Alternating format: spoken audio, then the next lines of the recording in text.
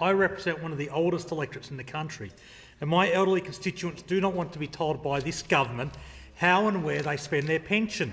Right. But there is a real possibility that the government will extend the cashless welfare card to aged pensioners.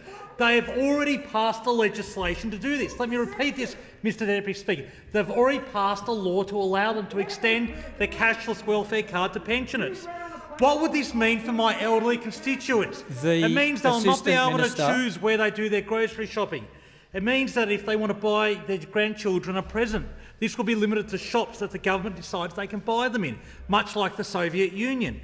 If they would like to go to a Knights or Jets game, they won't be able to. If they'd like to enjoy a beer or wine at the end of the day, the government will stop this, and if heaven forbid they'd like to have a bet, they won't be allowed to under this government. David wrote on my Facebook page on the weekend, and I quote, "Pensioners should be able to manage their assets and not be dictated by the government. This means they cannot buy second-hand furniture, cannot go to a club for a cheap meal. Certain places like butchers take cash.